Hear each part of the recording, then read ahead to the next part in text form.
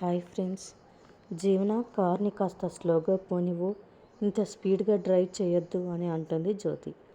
ఇప్పటికే పార్టీకి టైం అయిందమ్మా, సోనీ ఫోన్ చేస్తోంది అని చెప్తుంది జీవన. జీవన కార్ పక్కకి పోనివ్వు, పక్కన ఆపి ఫోన్ మాట్లాడు అంటుంది జ్యోతి. కార్ ఆపి మాట్లాడే టైం లేదమ్మా అని ఫోన్ తీసుకుంటుంది జీవన. డ్రైవింగ్ చేస్తూ ఫోన్ మాట్లాడకూడదు అని జ్యోతి ఫోన్ తీసుకుంటుంది. ఆదిత్య బైక్ మీద వస్తూ ఉంటాడు. అప్పుడే ఆదిత్యకు కాబోయే భార్య అలేఖ్య కాల్ చేస్తుంది. ఆదిత్య బైక్ పక్కన ఆపి ఫోన్ మాట్లాడుతూ ఉంటాడు. డోంట్ వరీ, మ్యారేజ్కి 1 వీక్ ఉంది కదా, రేపు షాపింగ్ చేద్దాం అని ఆదిత్య అలేఖ్యతో అంటాడు. సోనీ జీవన్కి మళ్ళీ ఫోన్ చేయడంతో జ్యోతి దగ్గర నుంచి ఫోన్ లాక్కుంటుంది జీవన. జ్యోతి ఎంత వద్దు అన్నా సోనీతో పార్టీ గురించి మాట్లాడుతూనే ఉంటుంది. జ్యోతి తిరిగి ఫోన్ లాక్కోవడంతో అమ్మ ఫోన్ ఇవ్వు అని జీవన కూడా ఫోన్ లాక్కోవడంతో రోడ్డు సైడ్కి పోనిస్తుంది కార్ని.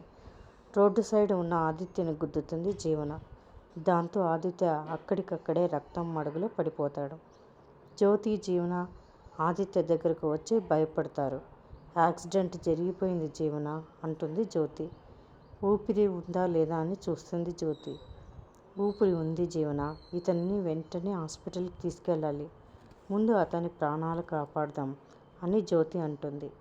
అమ్మా వద్దమ్మా, మనం వెళ్ళిపోదాం, ఎవరూ మనల్ని చూడలేదు, ఇక్కడే ఉంటే నన్ను పోలీసులు జైల్లో పెడతారు, కోర్టులు కేసులు అని నా జీవితం స్పాయిల్ అవుతుంది, నా గురించి ఆలోచించు అని జ్యోతిని లాక్కొని కారులో కూర్చోబెడుతుంది.